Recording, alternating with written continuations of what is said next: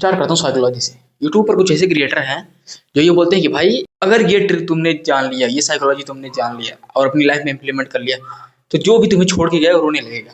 खून के आंसू रोगे, होगी आंसू तो गिरता है पानी का ना, लेकिन वो खून के आंसू गिरेगा अगर तुमने उनकी साइकोलॉजी समझ ली तो। और ये साइकोलॉजी पता है, अगर तुमने इंप्लीमेंट कर लिया तुम्हारा दिमाग और भी खराब होगा, 1% इंप्रूवमेंट नहीं होगा। साला सोच कर देखो, किसी का ब्रेकअप होता है, उस टाइम पर वो बंदा और सैड सॉन्ग सुनता है, साइकोलॉजी के पीछे भागते कि उस इंसान को वापस कैसे लाया जाए फिल्मों की तरह।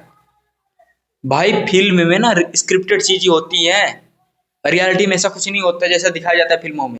और तुम साला सोचते हो कि ये लड़की गई फिर वो आई, ठुकरा के मेरा प्यार मेरा इंतकाम देखेगी, तुम फिर तुम्हारे अंदर ऐसा मोटिवेशन भी आता है, 2 दिन फिर गायब। और इस साइकोलॉजी के चक्कर में छोड़ दो मेरे भाई, कुछ नहीं होने वाला इससे। चूतिया है वो जो बताते हैं, सच बता रहा हूँ।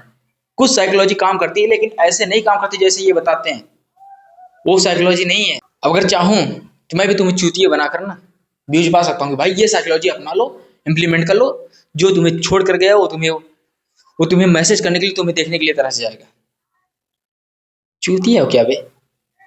रियलिटी में देखना भाई, ऐसा होता है क्या? तुम अगर इन साइकोलॉजी के चक्कर में पड़ते हो तो अपना दिमाग और खराब कर लो, कुछ नहीं होता इससे। Just focus on your self. तुम्हें इस उम्र में, इस एज में खुद के ऊपर काम करना चाहिए मेरे भाई।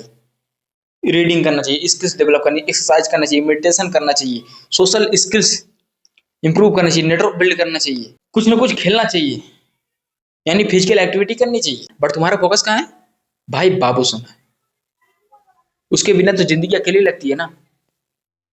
क्यों लगती है बताए?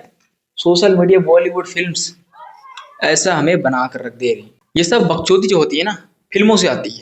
वो फिल्मों में देखते हैं कि भाई ऐसे ऐसे होता है प्यार, और रियलिटी में ऐसे करने लगते हैं, फिर लौड़े लग जाते हैं। प्यार का मतलब कभी समझ ही नहीं पाते। What is love?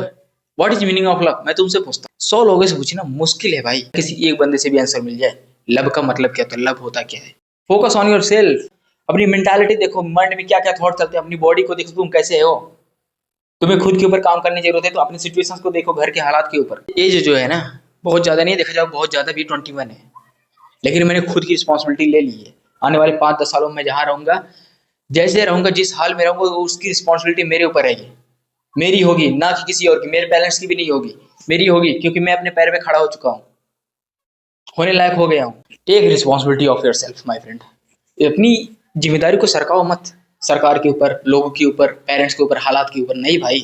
Take responsibility of yourself. खुद की जिम्मेदारी लो कि आने वाले सालों में तुम जहां भी रहोगे, जिस भी हालात में रहोगे, तुम्हारी जिम्मेदारी रहेगी, ना कि किसी और की। वॉरेन बफेट ने ऐसा कुछ किसी ने बोला था कि अगर आप गरीब पैदा हुए हो इसमें तुम्हारी गलती नहीं है, अगर तुम गरीब मरते हो तो इसमें तुम्हारी गलती है। तो अमीर बनने के लिए तुम्हें क्या करना पड़ेगा, कभी सोचा है तुमने? नहीं ना। लेकिन उस लड़की को पटाने के लिए क्या करना पड़ेगा, तुमने ये सब पक्का सोचा होगा। उस बंदे को मारने के लिए क्या करना पड़ेगा, तुमने इसका प्लानिंग पक्का किया। ये सब तो हमेशा खटकता रहता है माइंड में, है ना।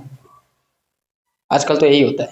बट अपनी हालात के बारे में भाई, अमीर कैसे बनना है, पैसा कैसे कमाना है, स्किल्स कैसे डेवलप करनी है, कैसी नॉलेज होनी चाहिए, कैसी पर्सनालिटी होनी चाहिए, आने वाले सालों में फैमिली कैसी होनी चाहिए, फैमिली की सिचुएशंस कैसी होनी चाहिए, गोल्स क्या होना चाहिए, कुछ नहीं पता।